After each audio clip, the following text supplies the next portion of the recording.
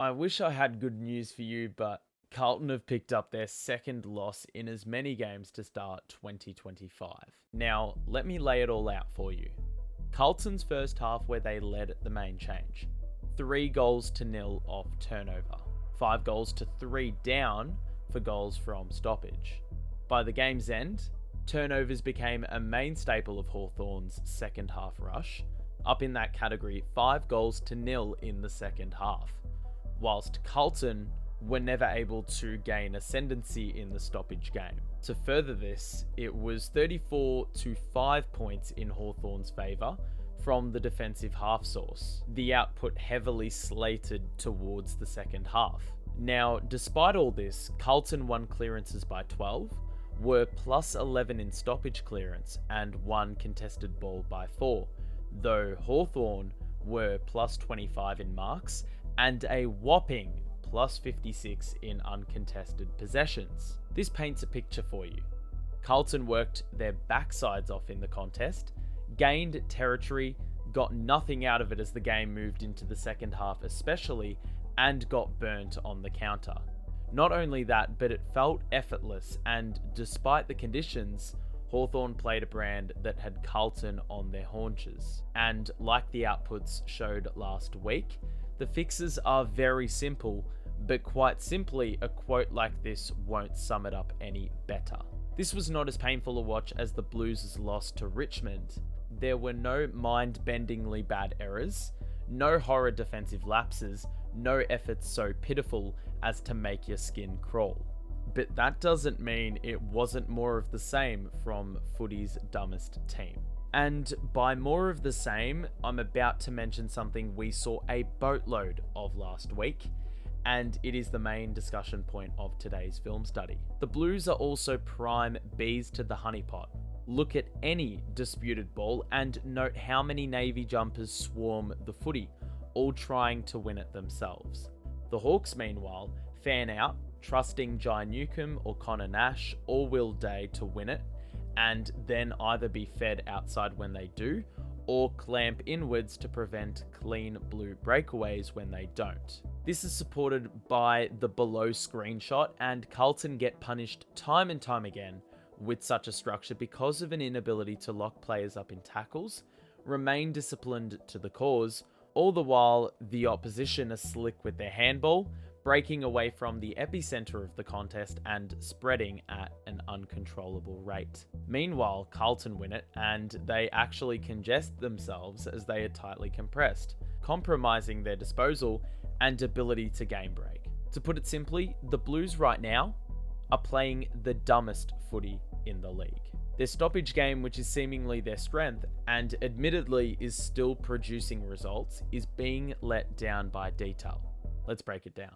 Hawthorn's pressure rating was at its highest in a game ever recorded, and with forward numbers up at the contest, Carlton's lack of spacing meant they were under excessive pressure at all times and executed dump kick after dump kick. Carlton were actually plus 14 in first possessions at stoppages, but most clearances came from a quick dish and kick. This was especially the case in around the ground stoppages, obviously suffering from more traffic than at centre bounce. These dump kicks, especially without a Newman or a Boyd for example, had Hawthorn winning possession back, who were able to spread and use space as well, and use their strong disposal to their advantage, as opposed to Carlton, who weren't as expansive in both contest and around the ground. I mean, this sums it up tremendously when on a free kick, Carlton are manning down the line, while Hawthorn are heavily structured for a diagonal, and Carlton have left an open man for upwards of 5 seconds as the play happens over the back, or winning a free kick in the corridor and doing a half-metre handball to draw 2 in and send the ball back the other way. I mean, who does that? This was detrimental for the Blues, who are really benefiting from forward half play in the first half, imperative to their halftime lead. This small detail on both offense and defense in close quarters is what needs vast improvement for Carlton. Here's an early game example where Cripps and Walsh are running into each other's space. This happens so many times in this game especially, and if I pause the play here, Hawthorn are exclusively on the outskirts, circling Carlton, who are in a more enclosed formation. It allows Hawthorn to get space on the back of stoppage to pounce forward with a weight of numbers, and they have equal representation ahead of the stoppage. Even for a botched kick, Hawthorn have the weight of numbers on what was originally the outskirts of the contest, and with the gaining of territory, Hawthorn could capitalise on their pressure application and Carlton's lack of scoring from the back half. Here's another example where Carlton have a spare number on the back of stoppage, but that's where the ball is being tapped, and you've got the attention of all these Carlton players aimed towards where the ball is currently, cramming that spare into a corner and now negating the impact of Chera or any other blue who's tried to make themselves an option, because no longer is that accessible here.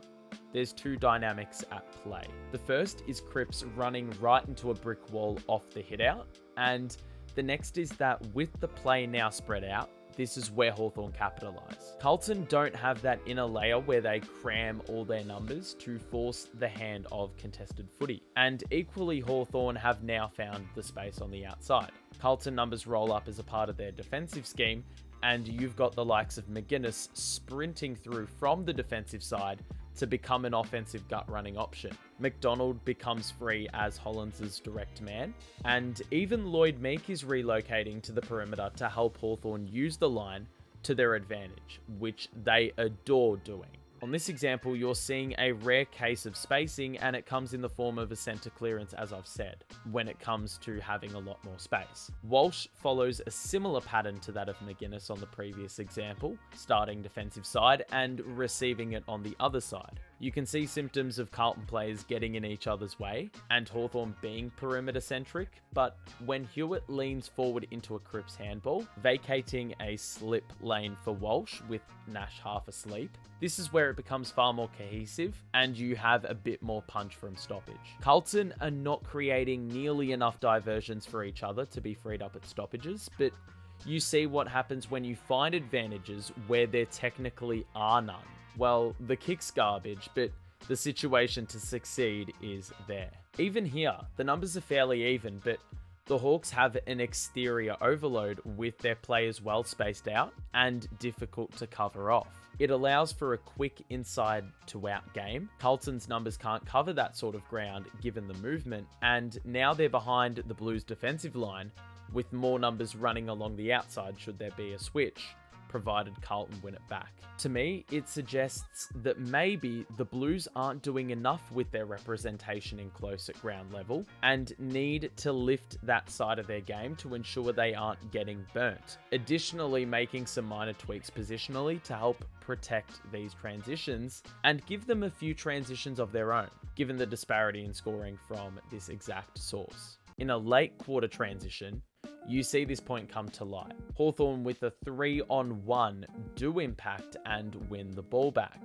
Then, Carlton have a couple in close that don't secure the tackle with a slick handball helping out, and it's just played Hawthorn's front-loaded weight of numbers on the edge of contest into the game. Carlton's defenders are rolling up to compensate, and yet by the end, there's 4 Carlton players unable to stop the leak out and Hawthorn transition. You roll back to the start of the play. Would you believe that Carlton had a spare at the back of the stoppage in all this and still lost out? Hawthorn's into-out game, it is lethal. You may ask, what happens if you fall victim to those diversions we've been mentioning that create advantages from disadvantages?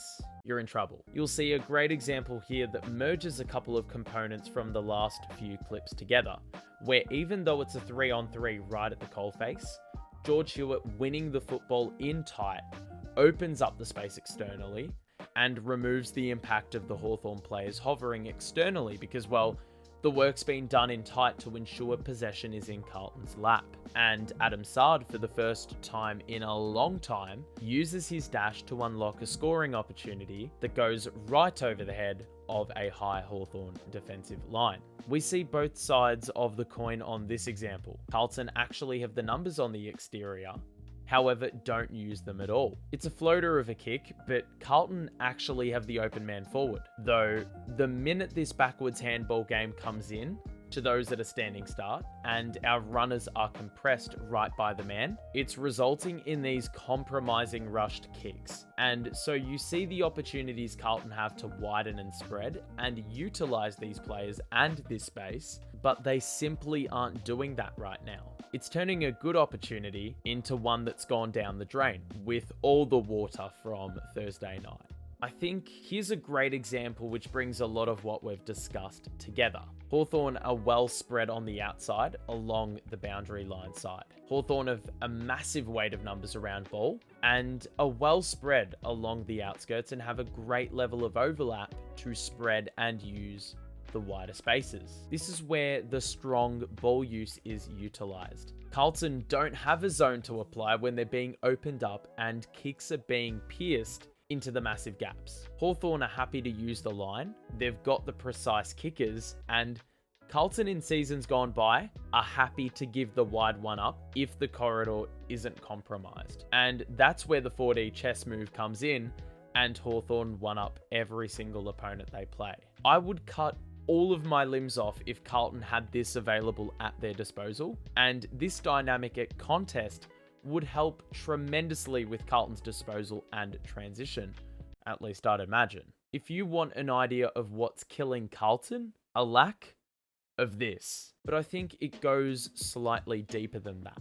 This Blues team needs a bit of a refresher at the coalface. Maybe it's not bringing one up to the stoppage, maybe it's a few more decoy runs, a few more hits forward, but at the center of it, it's about not being at the center of it. Carlton need to try to make their lives easier, get a few easier disposals and cover more ground defensively. And that's only going to happen if you manufacture a bit more space, spread out, without necessarily taking away the emphasis on contest. Hawthorn could not have applied pressure any better, but I don't think Carlton necessarily stretched Hawthorn and challenged them and made their planning all that difficult. I mean, what do you think? Would Carlton altering their system actually unveil a new set of issues that they're not prepared for? Or will it prove to make Carlton a little bit more dynamic and release the tension? Thanks for tuning in. We'll be back at it for next week's analysis. So show your support and subscribe. But until then,